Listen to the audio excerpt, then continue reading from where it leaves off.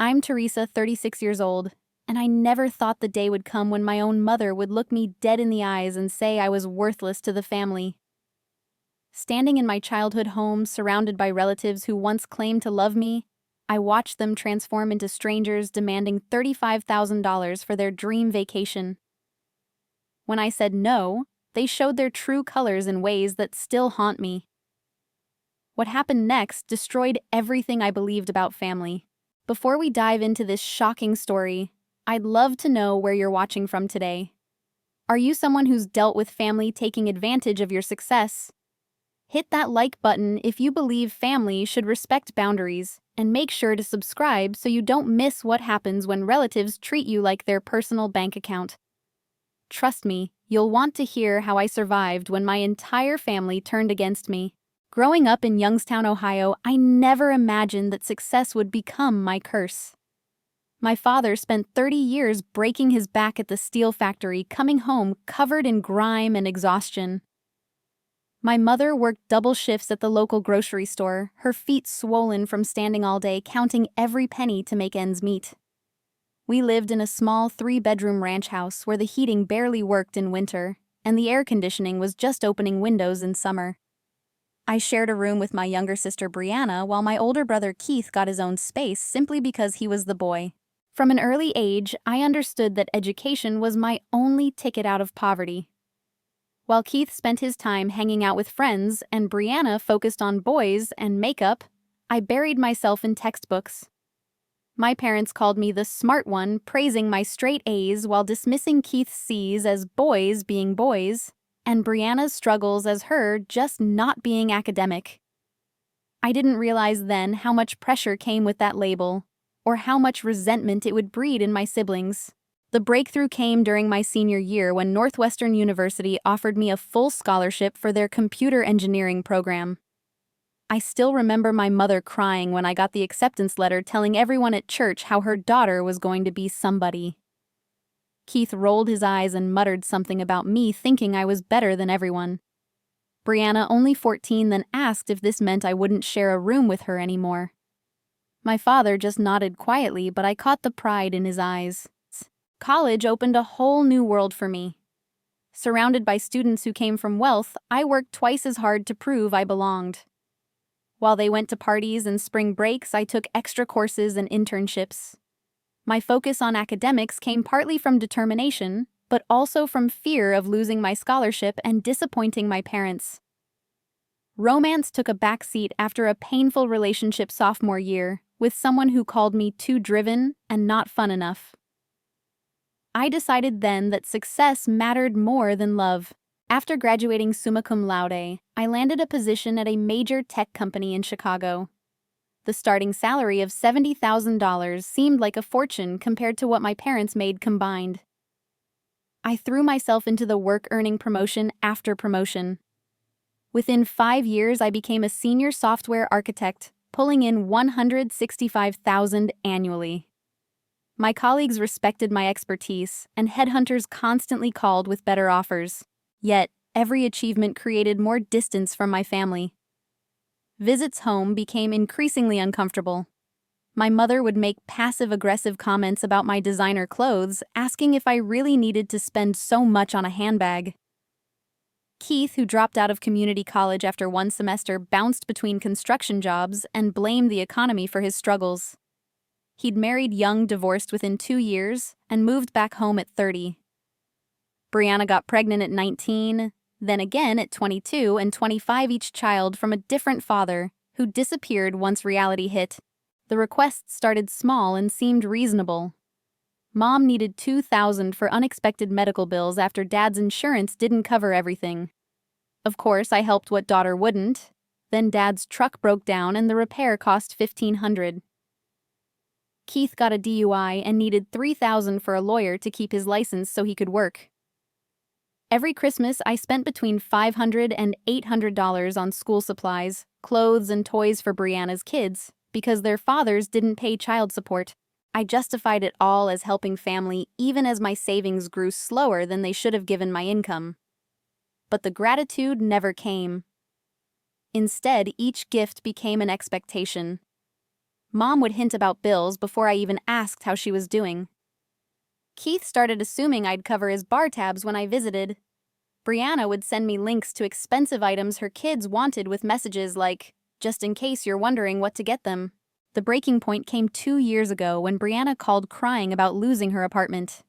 She needed $5,000 immediately for a new security deposit and first month's rent.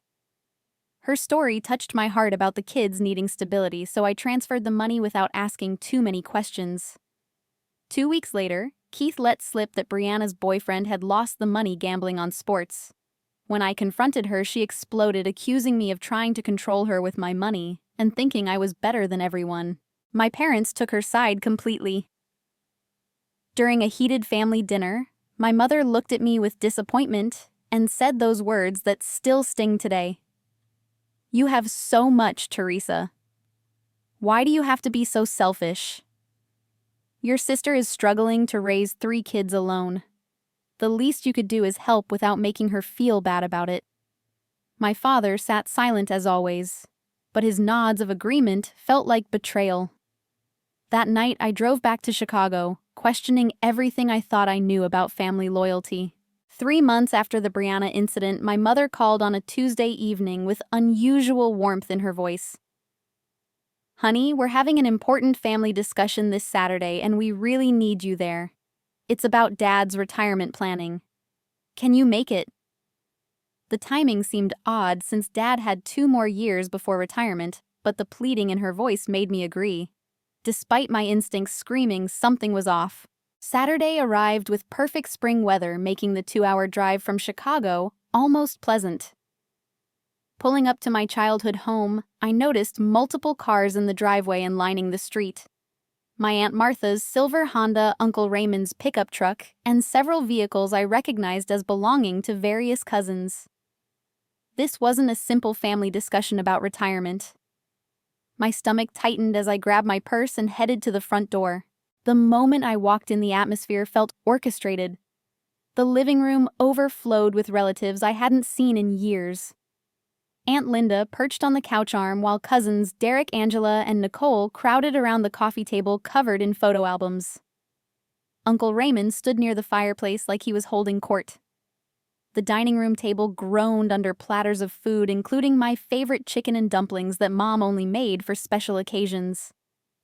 Everyone greeted me with unusual enthusiasm, hugs lasting too long, compliments about my appearance flowing too freely.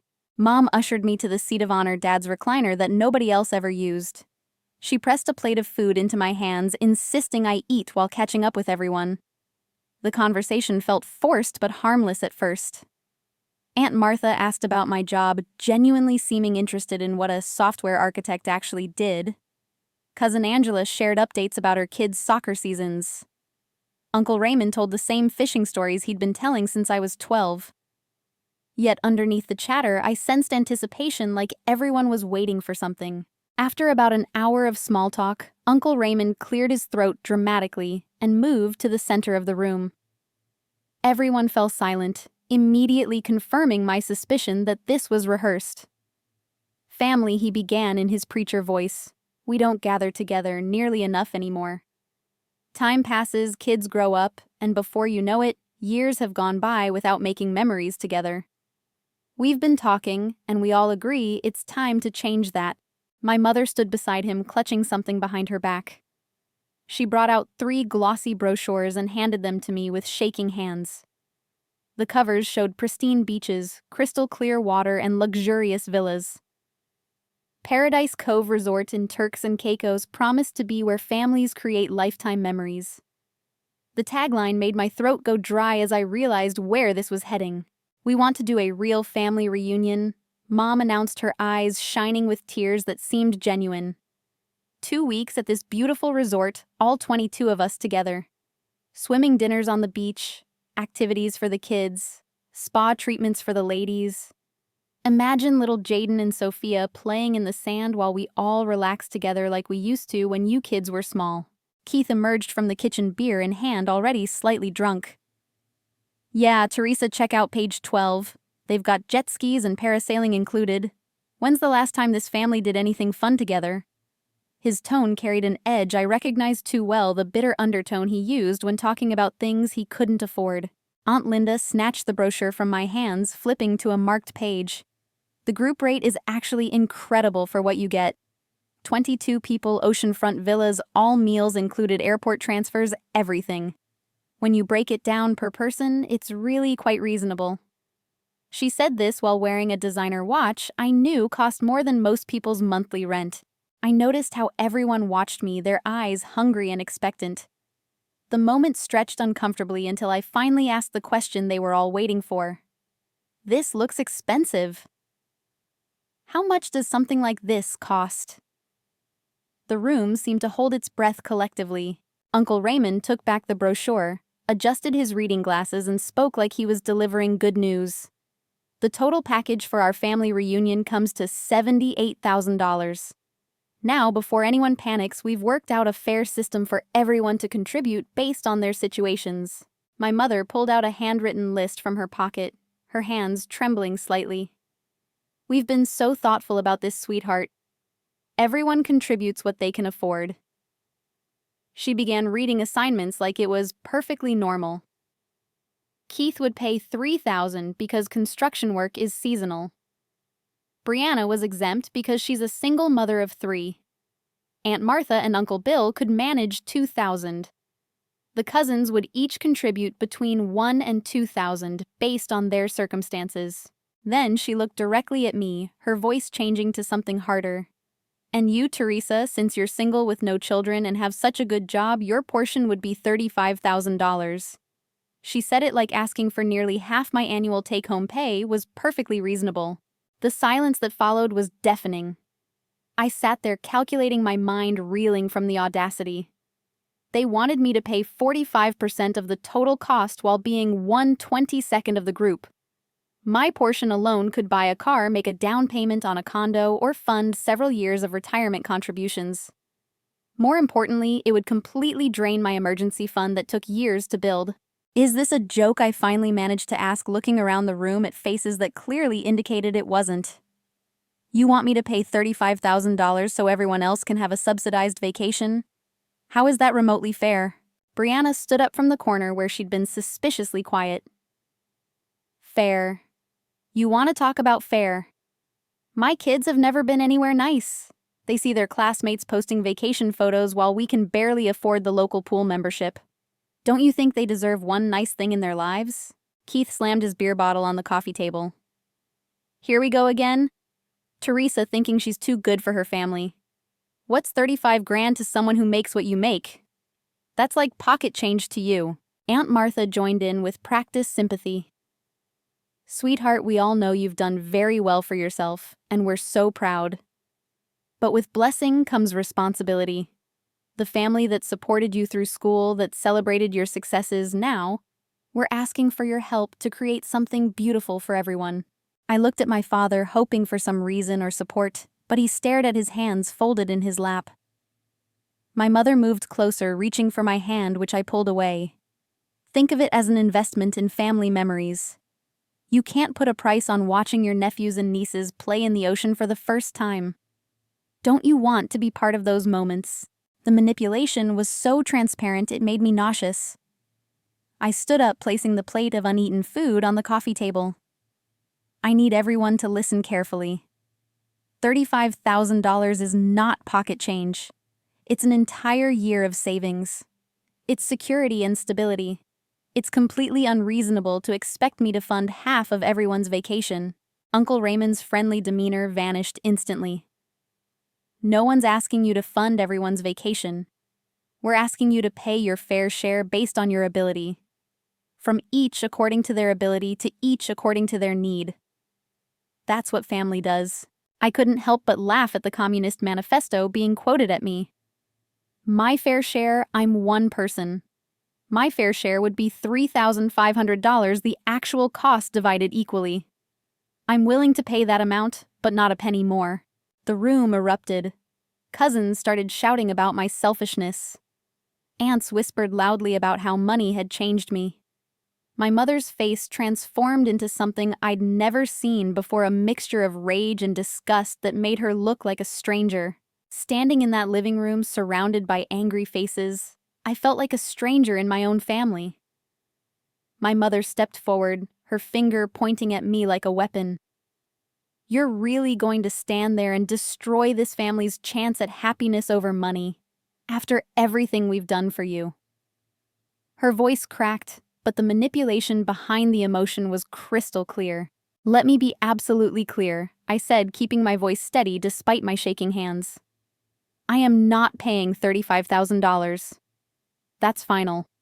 If you want to have a family reunion, I'll contribute my actual share of $3,500.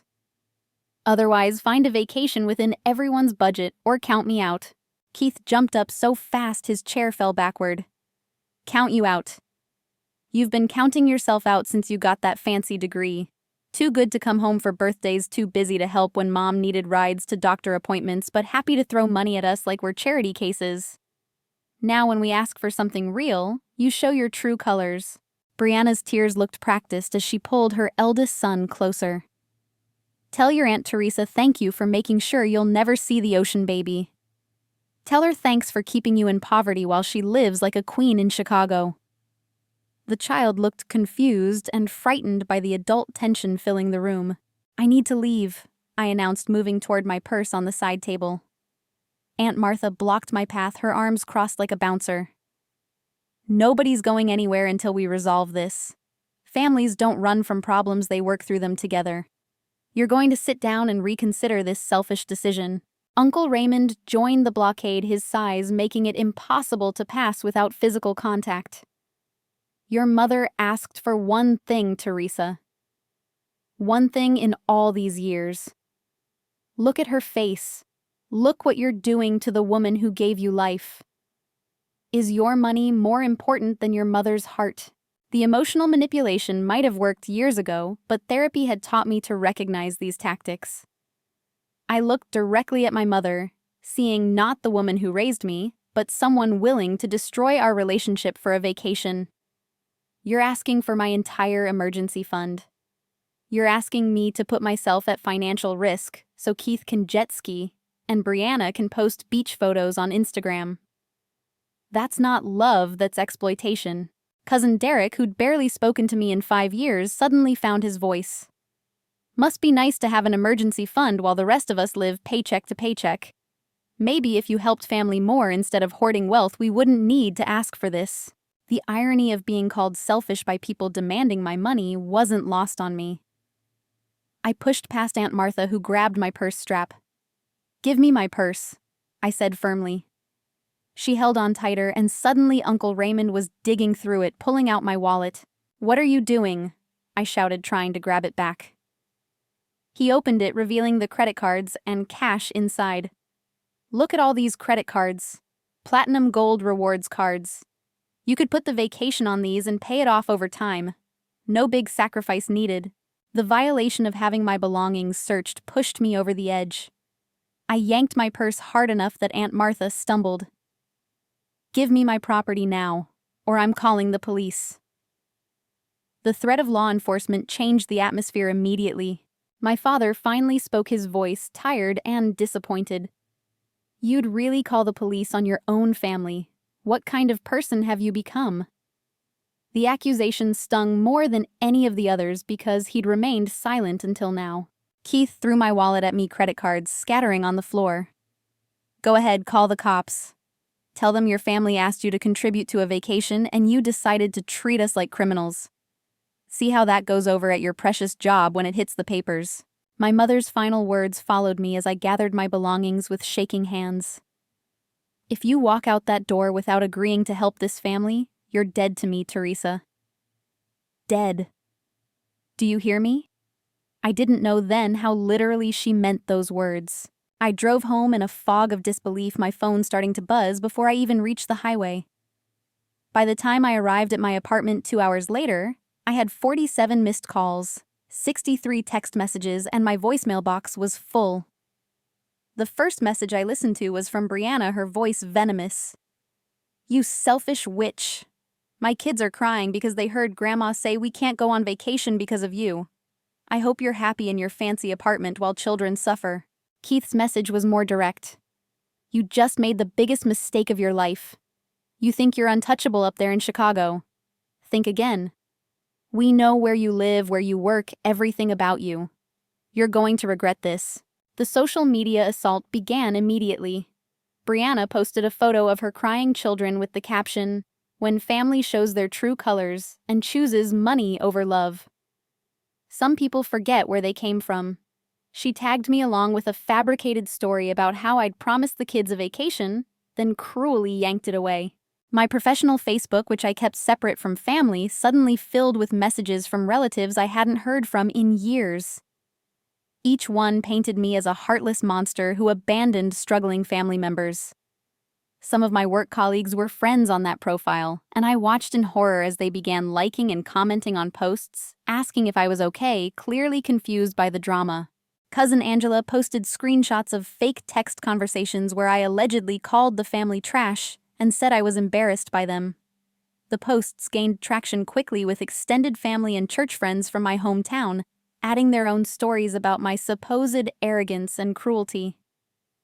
My phone rang with a number I didn't recognize, and when I answered, a voice I vaguely remembered from high school started lecturing me about family values.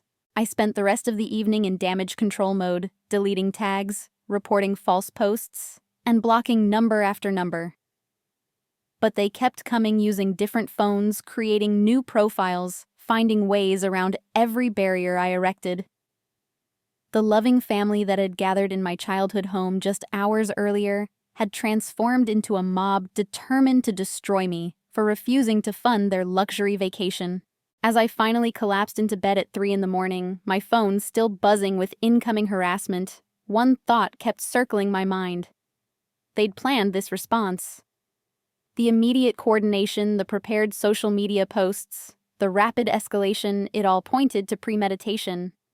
They'd expected me to say yes, had banked on it, and when I didn't conform to their plan, they were ready to punish me. What I didn't know then was that this was only the beginning. The $35,000 they demanded would seem like a bargain compared to what their revenge would cost me in the coming months. Monday morning arrived with a sense of dread I couldn't shake. My phone had logged another 112 calls overnight, the voicemails increasingly unhinged.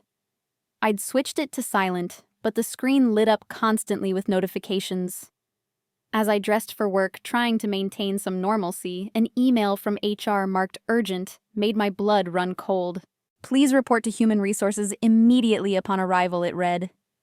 "This concerns a serious matter requiring immediate attention." My hands trembled as I applied makeup, trying to cover the dark circles from a sleepless weekend. The 40-minute commute to downtown Chicago felt like hours, my mind racing through possibilities. Sharon from HR waited in the conference room with my manager, Bill, and someone from legal I'd never met. Their faces were serious, professional, but I caught concern in Bill's eyes. "Teresa, we've received some disturbing communications about you over the weekend." Sharon began, sliding a folder across the table.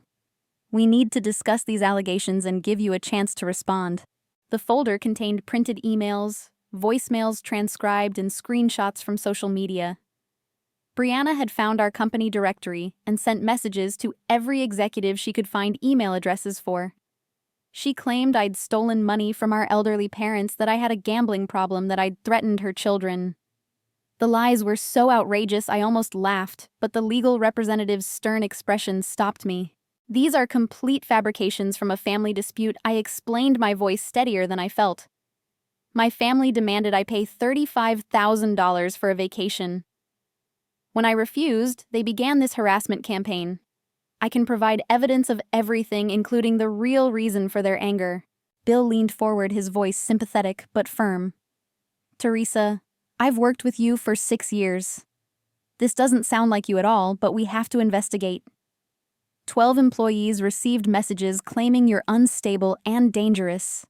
Someone called the main switchboard 15 times yesterday saying you embezzled money from your family's business." "My family doesn't have a business," I protested. "They're making up anything they think will hurt me. Look at the timestamps. This all started Saturday evening, right after I refused their demand." I pulled out my phone, showing them the call log, the text messages, the voicemails from Keith threatening me. The investigation would take 2 weeks, Sharon explained. During that time, I'd remain on full pay, but couldn't access sensitive systems or lead client meetings. The humiliation burned as I returned to my desk to find colleagues whispering. Someone had leaked the situation and speculation ran wild. I overheard 2 junior developers wondering if I was being fired for theft. Tuesday brought new attacks. My LinkedIn profile, carefully cultivated over years, filled with fake recommendations from profiles claiming to be former colleagues. They described me as difficult, dishonest, and mentally unstable.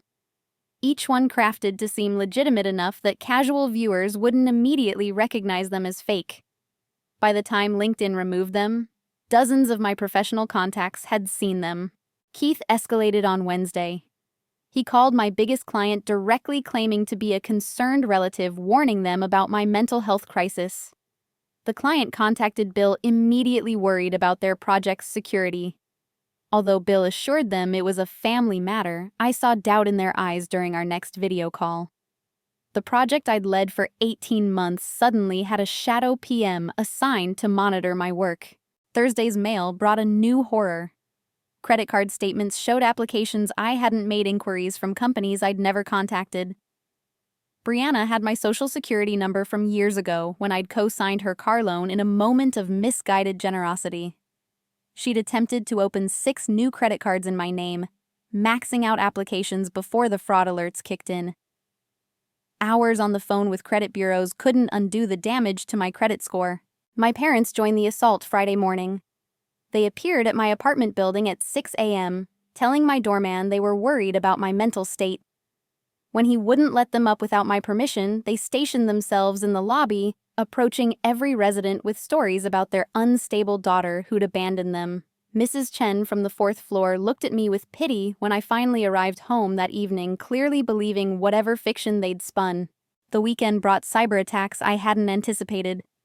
My personal email, secured with a password I thought was safe, started sending spam to every contact. The recovery email, my old college address I'd forgotten about, had been compromised. Years of correspondence, photos, personal documents, all potentially exposed. My cousin Derek, apparently the tech-savvy one, bragged on Facebook about teaching me a lesson about family loyalty. Property management called Monday morning. Multiple complaints had been filed about noise from my apartment drug-dealing suspicious visitors. All false, but each required documentation to refute. The elderly couple next door wouldn't make eye contact anymore, and I realized my parents had poisoned them against me too. The place I'd called home for 3 years suddenly felt hostile. Returning from another humiliating HR meeting, I found my apartment door damaged.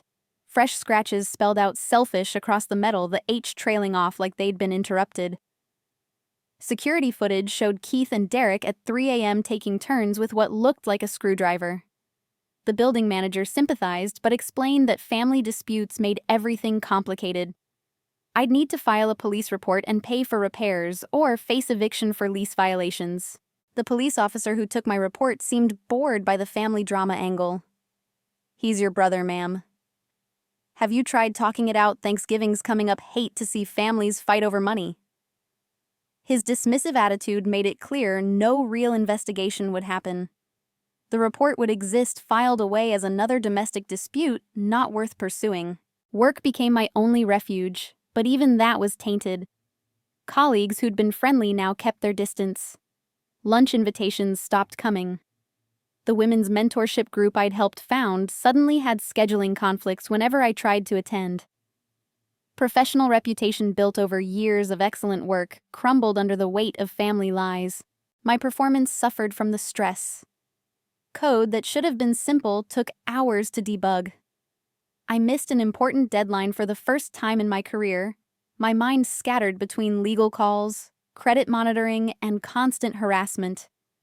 Bill called me in for a performance discussion, his disappointment evident. The star developer who'd been promoted twice in 3 years was becoming a liability. The breaking point came when I discovered they'd found my therapist. Dr. Martinez called concerned about aggressive calls to her service demanding information about my mental state. They'd claimed to be conducting a wellness check, insisting she break confidentiality for my safety. She'd handled it professionally, but the violation of that sacred space shattered something inside me. 3 weeks into their campaign, I sat in my damaged apartment, credit-ruined professional reputation in tatters, isolated from colleagues and neighbors. The $35,000 they'd demanded would have been cheaper than the lawyer fees, credit monitoring services, and therapy sessions their revenge required. But paying would have meant surrendering to terrorism, and something stubborn inside refused to break. Looking back, I should have seen the next escalation coming. Wounded narcissists don't stop when they're winning. They accelerate until their target is completely destroyed. My family had tasted blood and wanted more. The nuclear option was coming, and I was still playing defense in a war they'd declared total. The call that changed everything came on a Tuesday afternoon while I was documenting security protocols, ironically enough. Unknown number, but something made me answer. Teresa. This is Sarah, your cousin. We need to talk, but not on the phone. Can you meet me downtown in an hour? The urgency in her voice, combined with the fact she'd never participated in the harassment, made me agree. Sarah waited at a Starbucks near Millennium Park, nervously checking over her shoulder. She looked exhausted, stress etched in features that seemed to have aged years in the past month. Before saying anything, she pulled out her phone, showing me it was off. They're monitoring everything. Derek set up some kind of tracking on all our phones. I had to borrow my coworkers to call you. The paranoia in her voice sent chills down my spine. What I'm about to tell you could destroy me too. She continued, hands wrapped around her coffee cup like a lifeline. But I can't watch this anymore. The vacation thing. It's a scam. The whole thing was designed to get money from you, not for any family reunion. The revelation hit like a physical blow, though part of me had suspected something similar. Sarah pulled out printed screenshots, spreading them across the small table. Keith's been planning this for months. Look, these are from a group chat they didn't know I could see. The messages revealed a calculated plot that made my stomach turn. Keith bragging about researching luxury resorts to make the demand seem legitimate. Brianna discussing how much they could get from me based on my salary. My parents debating whether $35,000 was too much or too little. The resort booking was never real, Sarah explained, pointing to specific messages. Keith made a reservation using a stolen credit card for screenshots, then canceled it. The money would have been split between him, Brianna, and your parents. Everyone else was promised small payments to participate and pressure you. They called it Operation Golden Goose. I stared at the evidence, feeling sick. My mother's tears, my father's disappointment, the cousin's anger, all of it was theater. How much were you promised? I asked Sarah, needing to know the full extent of the betrayal. $500 just for showing up and looking supportive, she admitted, shame coloring her cheeks. Another $1,000 if you actually paid. I'm sorry, Teresa. I needed the money for my son's medical bills, but I couldn't go through with it when I saw what they were doing to you. The messages revealed more than just the vacation scam. Plans for the harassment campaign were outlined in detail, including the workplace sabotage and credit fraud. Derek had researched cyberstalking laws to see how far they could push without criminal charges. Brianna had scripts for calling my employer, each designed to cause maximum damage while seeming concerned. But the worst revelation was still coming. Sarah scrolled to more recent messages, her hands shaking. They're planning something bigger. Keith's been in contact with some guys who do insurance fraud. They're talking about staging something at your apartment, making it look like you had a breakdown, then filing claims saying you damaged their property during a mental health crisis. The blood drained from my face as I read Keith's message. She's got good insurance through that fancy job. We could get 50 grand easy if we play it right. Make it look like she attacked mom or something. Cops always believe the elderly victim. The casualness of plotting to frame me for assault made everything else pale in comparison. We need to go to the police with this, I said, already knowing it wouldn't be enough. Sarah shook her head sadly. I tried to record them talking about it, but Derek checks everyone's phones now. These screenshots are all I could get before he changed the passwords. It's your word against the whole family without more proof. Nicole's been trying to warn you too? Sarah added, mentioning another cousin who'd stayed neutral. She figured out something was wrong when Uncle Raymond kept pushing her to post about you on social media. She refused, and now they're freezing her out too. She wanted me to tell you she's sorry for not speaking up sooner. Over the next hour, Sarah revealed the full scope of the family conspiracy. The coordination went beyond immediate family. Church friends had been recruited with sob stories about my cruelty. Former classmates were contacted with lies about my success being built on family money I'd stolen. Even distant relatives who'd never met me were posting about my selfishness based on fictional stories they'd been fed. There's something else, Sarah said as we prepared to leave. Brianna's boyfriend, Marcus. He's got a record for prescription fraud. That's what the vacation money was really for, to pay off his dealer before they hurt him. Your parents know but don't care as long as they get their cut. The walk back to my office felt surreal. My family wasn't just dysfunctional or greedy. They were criminal conspirators willing to destroy my life for money. The uncle who taught me to ride a bike was planning insurance fraud. The mother who stayed up when I was sick was scripting lies about my mental health. Every happy memory felt poisoned by this new reality. That evening, I hired Alexandra Chen, an attorney recommended by my company's legal department who specialized in family harassment and cyber crimes. She listened to everything with professional calm, occasionally making notes. Her assessment was blunt but necessary. You need protection orders against the primary aggressors immediately. Document everything. Install security cameras. Change every password and use two-factor authentication. Consider moving to a building with better security. This is going to get worse before it gets better. The legal fees would be substantial, but Alexandra's next words made the cost irrelevant. Based on these screenshots and the pattern of behavior, we can build a strong case for criminal harassment conspiracy to commit fraud and defamation. Some of your family members could face serious jail time. Are you prepared for that? Was I prepared to send my own brother to prison? To see my mother arrested? 6 months ago, the answer would have been an immediate no. But sitting in that law office, credit-ruined job hanging by a thread home, no longer safe? The answer came clearly. They made this choice. I'm just protecting myself from the consequences of their greed. Nicole reached out through a mutual friend the next day. Like Sarah, she was terrified of being discovered but couldn't stay silent anymore. Her information corroborated everything Sarah had shared, plus new details. Uncle Raymond had convinced several church members to file false complaints with Adult Protective Services claiming I was financially abusing my parents.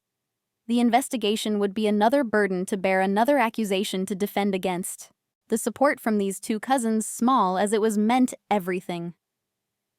For weeks, I'd felt completely alone, questioning whether I was somehow the villain in this story. Having family members confirm the conspiracy validated my sanity in ways therapy couldn't. I wasn't crazy or selfish or cruel. I was a target of organized crime that happened to share my DNA. Armed with evidence and legal representation, I began fighting back strategically instead of just defending. Alexandra sent cease and desist letters that made clear we had evidence of their conspiracy. She filed for emergency restraining orders against Keith and Brianna using their own threatening messages as evidence. We sued for defamation, naming specific family members and detailing the damages to my career and reputation. The family response was predictable but satisfying. Panicked messages flooded in, some denying involvement, others begging me not to involve lawyers. Aunt Martha claimed she thought the reunion was real. Uncle Raymond insisted he was just trying to help the family come together. The same people who'd harassed me for weeks suddenly wanted to talk things out like reasonable adults. But the most significant response came from Keith. A voicemail at 2 a.m., drunk and raging. You think you're smart getting lawyers involved. You just declared war on your own blood. Mom's right. You're dead to us. But we'll make sure you remember us for the rest of your miserable life. The threat was exactly what Alexandra needed to upgrade the restraining order and push for criminal charges. Standing in my apartment that night, security cameras, freshly installed legal documents spread across my coffee table. I realized I'd crossed a point of no return. The family I'd grown up with flawed, but mine was gone. In its place stood a group of criminals who saw me as nothing more than a bank account to raid. The war they'd declared was one I'd have to win, not just for the money, but for my survival. The restraining orders were served on a Wednesday morning. Keith was at a construction site when the process server found him. According to the server's notes, he threw his hard hat and screamed obscenities, earning a warning from site security. Brianna received hers while dropping her kids at school, causing a scene that would later prove useful in custody hearings. The temporary orders required them to stay 500 feet away from me, my home and workplace, with no contact through any medium. Their response came within hours, predictably through flying monkeys, rather than directly. My father called from a neighbor's phone, his voice a mixture of rage and disbelief. "You're taking out restraining orders on your own family, your brother and sister. What kind of monster have you become?" The irony of him calling me a monster while violating the spirit of the protective order wasn't lost on me. Alexandra had prepared me for this escalation. "Stay strong. Document everything. They're going to get desperate now that there are real consequences." She was right. Over the next week, the family's behavior spiraled into increasingly reckless territory. Unable to contact me directly, they amplified their campaign through anyone who would listen. The Adult Protective Services investigation began with a social worker visiting my parents' home. According to Sarah's covert intelligence, my mother performed an Oscar-worthy show of frailty and poverty despite the 50-inch TV visible in the background and new car in the driveway. She claimed I'd drained their savings and left them destitute, forcing them to beg for basic necessities. The investigator wasn't fooled. When they requested financial records, my parents suddenly became defensive and uncooperative. The investigation expanded to examine their claims versus reality. Bank statements revealed regular deposits from my brother's occasional work and government assistance. There was no evidence of financial abuse, but plenty suggesting they lived beyond their means, expecting me to cover the shortfall. Meanwhile, the criminal cases gained momentum. Keith's drunken voicemail proved invaluable, escalating charges from harassment to criminal threats. His construction employer, notified of the legal situation, suspended him pending investigation. The site had strict policies about workplace violence, and threatening messages from an employee raised red flags. Within a week, he was terminated, losing the union job he'd held for 3 years. Brianna's situation deteriorated faster. The custody battle with her children's fathers, dormant for years, reignited when they learned about her involvement in criminal harassment. Her eldest child's father filed emergency custody modification papers, citing her unstable behavior and criminal activities. The Facebook posts she'd made showing her children crying about the vacation were used as evidence of emotional manipulation. The defamation lawsuit terrified the extended family most. Alexandra's letters made clear that anyone who'd posted false statements about me could be held liable for damages. Suddenly, cousins who'd been vocal online fell silent. Posts disappeared. Aunt Martha called my office begging to be removed from the lawsuit, claiming she'd been misled about the situation. I let Alexandra handle it, maintaining strict no contact. Discovery in the civil case revealed the conspiracy's full extent. Email subpoenas showed the planning went back 6 months. Keith had researched my salary using Glassdoor and public records. Brianna had stalked my social media for evidence of assets. They'd calculated my net worth based on assumptions and decided I could afford to lose $35,000 without significant impact. The cold calculation of it stung worse than the betrayal itself. The insurance fraud plot Sarah had warned about became evidence in the criminal case. Text messages between Keith and his sketchy friends discussed staging a break-in at my apartment, making it look like a mental breakdown. They'd planned to plant evidence of drug use and claim I'd attacked them when confronted. Only the restraining orders had prevented this escalation, though they'd tried recruiting others to do their dirty work. Uncle Raymond's involvement with the church members backfired spectacularly. When the pastor learned about the false allegations made in God's house, he launched his own investigation. Long-standing members came forward with stories of my parents borrowing money over the years with sob stories about my neglect. The pattern of lies became clear, and the church board voted to ban them from the congregation. The workplace investigation concluded in my favor after 3 excruciating weeks. IT security had traced the fake LinkedIn profiles to IP addresses associated with Derek's home internet. The emails to executives contained enough identifying information to prove they came from Brianna. My employer not only cleared me, but offered legal support for pursuing charges against my family for tortious interference with business relationships. But the real victory came from an unexpected source. Marcus, Brianna's boyfriend, was arrested on unrelated drug charges. Facing serious time, he offered information about other crimes in exchange for leniency. Among his revelations was the family conspiracy against me, including recordings he'd made of planning sessions. He'd been documenting everything to protect himself, never trusting my family completely. His recordings were devastating. My mother's voice cold and calculating, discussing how to maximize emotional manipulation. "You have to cry," she coached Brianna. "Make her think about those babies going without." Keith laughing about my likely reaction. "She'll cave. She always does when family's involved. She can't help herself." My father, supposedly the quiet one, suggesting they threatened to sell childhood photos and mementos if I didn't comply. Armed with this evidence, criminal charges were filed.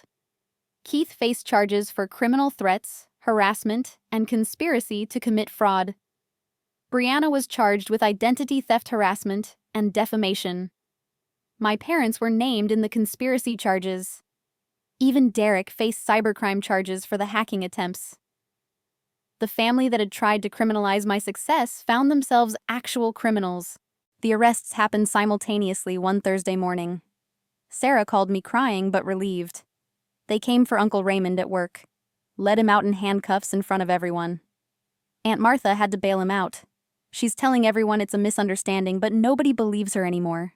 The mugshots appeared in the local paper, my hometown, finally seeing the truth behind the family's victim narrative.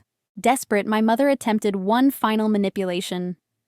Through her court-appointed attorney, she claimed to have been diagnosed with terminal cancer. The diagnosis was supposedly recent, conveniently timed with the criminal charges. She needed immediate treatment. Expensive procedures only I could afford. Without my help, she'd die in prison. Even facing jail time, she couldn't stop the con. My attorney investigated, finding no medical records supporting the claim. When pressed, my mother admitted it was just stress-causing symptoms. The judge, already unsympathetic, given the evidence, was furious at the attempted manipulation of the court. It demonstrated a pattern of deception that would factor into sentencing. The civil trial came first. The evidence was overwhelming, from screenshots to recordings to witness testimony from Sarah and Nicole. The jury deliberated only 3 hours before finding in my favor. The judgment was significant, though I knew I'd never collect most of it. $25,000 in actual damages, another $25,000 in punitive damages. The real value was the public vindication. Keith pled guilty to avoid trial, receiving 2 years probation and mandatory anger management. The felony conviction ended any chance of returning to union construction work. Brianna took a plea deal, including 6 months in jail and 3 years probation. She lost custody of all 3 children who were placed with their fathers or foster care. The identity theft charges would follow her forever, making employment nearly impossible. My parents, deemed less physically threatening but equally culpable, received 18 months probation with mandatory counseling. The conspiracy conviction made them felons in their 60s, a shameful end to what they'd called their golden years. The retirement they'd tried to fund through fraud would now be spent as convicted criminals. Derek's hacking charges resulted in federal involvement. Computer crimes crossed state lines, bringing FBI attention. He fled before arrest, abandoning his family and proving the cowardice behind his online bravado. His mother, Aunt Linda, begged me to drop charges so he could come home. I referred her to the federal prosecutor, washing my hands of their enabling. The extended family scattered like roaches when lights turn on. Those who'd participated in the harassment faced their own consequences, from civil lawsuits to social ostracism. The church community that had been turned against me learned the truth, many reaching out with apologies and support. Some shared their own stories of being scammed by my parents over the years, patterns I'd been blind to seeing. Standing in court for victim impact statements, I looked at my family for the last time. They sat in orange jumpsuits and shackles, the consequences of their greed made tangible. My mother tried to catch my eye, perhaps hoping for last-minute forgiveness. But I focused on my statement, detailing not just the financial costs, but the emotional devastation of being targeted by those who should have protected me. Your Honor. I concluded they didn't just try to steal money. They tried to steal my sanity, my career, my reputation, and my sense of safety. They turned family into a weapon and love into a liability. The $35,000 they demanded would have been just the beginning. Their appetite for destruction proved endless, stopped only by the law stepping in where family bonds failed. The silence after the trials felt deafening. For months, my life had been consumed by legal battles, evidence gathering, and constant vigilance. Now, with restraining orders permanent and family members serving sentences, I faced the harder task of rebuilding a life from scorched earth. Dr. Martinez, my therapist, warned me that the real work was just beginning. Post-traumatic stress doesn't end with victory in court, she explained during our first session after the trials. You've been in survival mode for so long, your nervous system doesn't know how to recognize safety. We spent sessions working through hypervigilance that made me check locks obsessively and jump at unexpected phone calls. The family might be legally constrained, but they lived rent-free in my anxiety. Nightmares plagued me those first months. Dreams where I'd forgiven them and returned home only to find myself trapped again. Sometimes I'd wake thinking I heard my mother's voice calling me selfish. Other nights, Keith's drunken threats echoed in the darkness. Sleep became elusive, my apartment's security system offering little comfort against ghosts of betrayal. Slowly, with therapy and determination, the healing began. I learned about complex PTSD from sustained family trauma. The term scapegoat resonated deeply as Dr. Martinez explained dysfunctional family dynamics. I'd been assigned the role of problem solver and provider from childhood, praised for achievements, but never truly seen as a person worthy of reciprocal care. The vacation demand was just the final act in a lifelong play. Work became a sanctuary once more as colleagues rallied around me. My boss, Sandra, shared her own story of cutting off toxic family, normalizing what felt like an unforgivable sin. The promotion to principal architect came with a substantial raise and stock options financial security my family had tried to steal through manipulation. Success felt sweeter, knowing I'd protected it from those who felt entitled to its fruits. 6 months into recovery, I met Marcus at a PTSD support group. Not Brianna's criminal boyfriend, but a kind teacher who'd escaped his own narcissistic family. His story mirrored mine in painful ways, including siblings who'd viewed him as a resource rather than a person, parents who'd demanded financial support, while giving only criticism in return.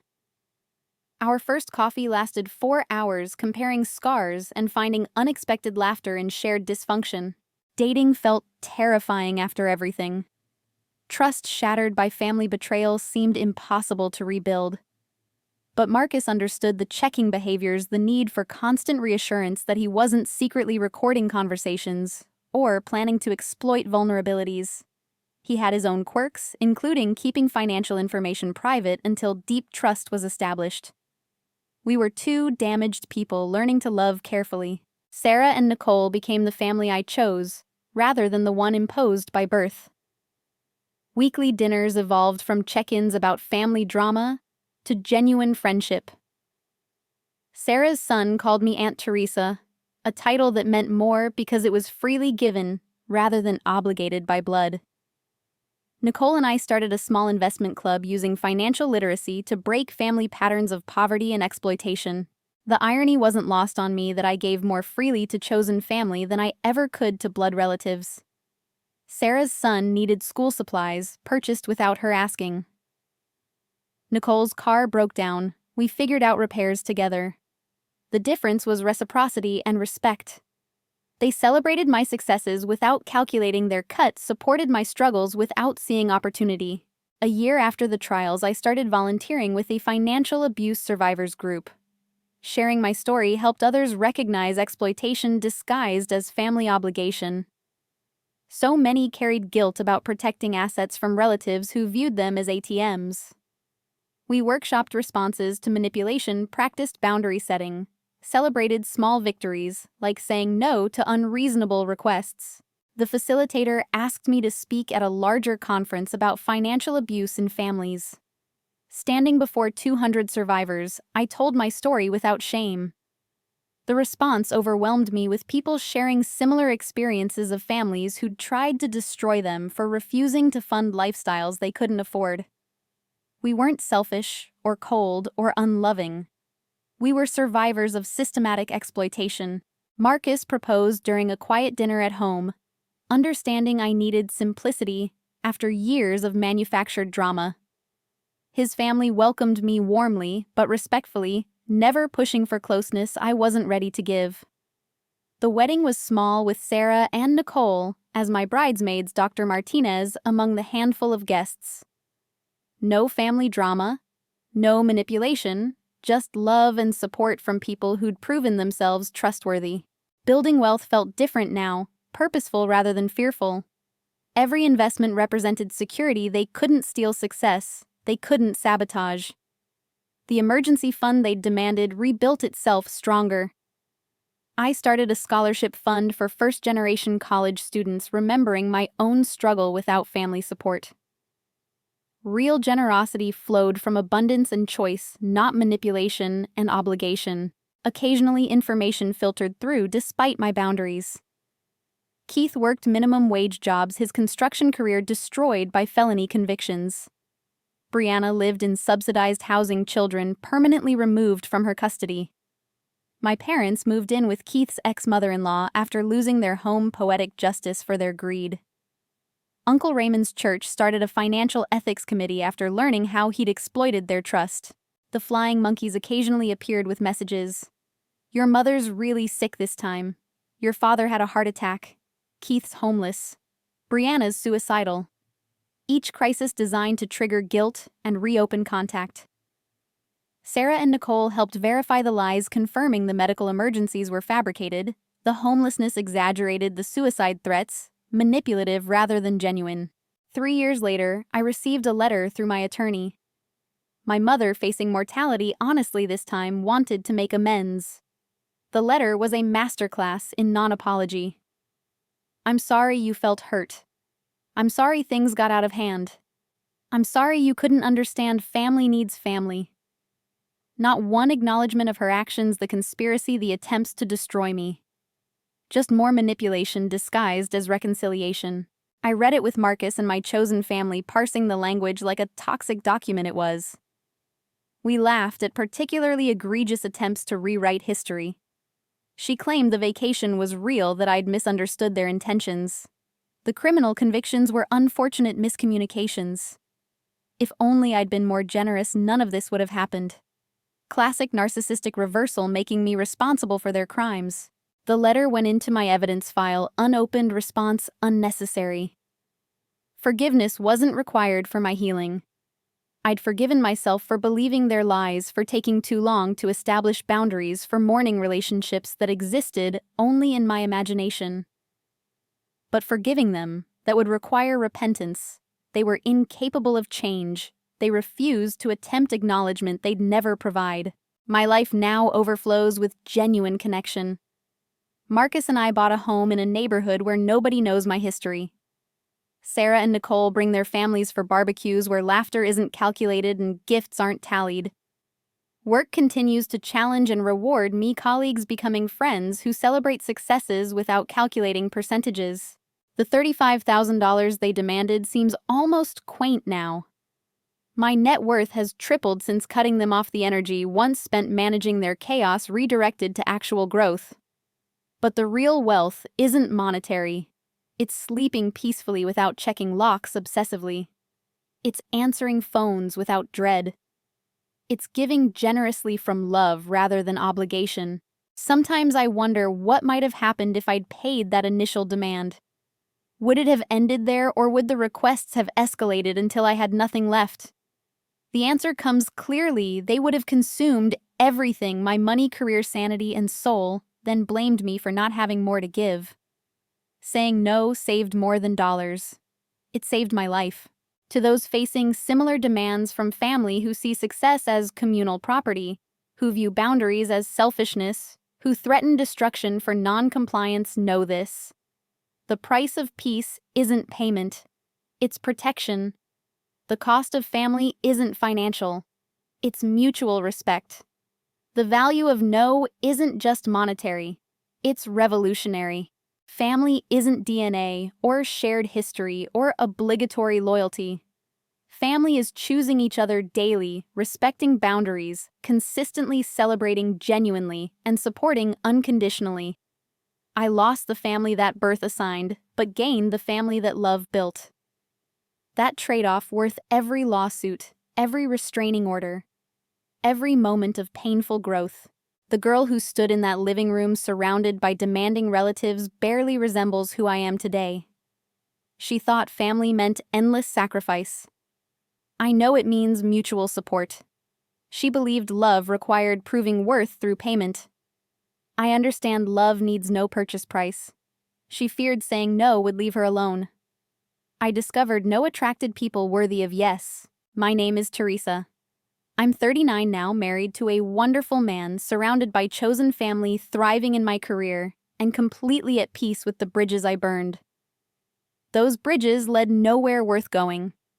The paths I've built since lead to actual happiness, genuine connection, and the kind of success that can't be stolen by anyone who happens to share your last name.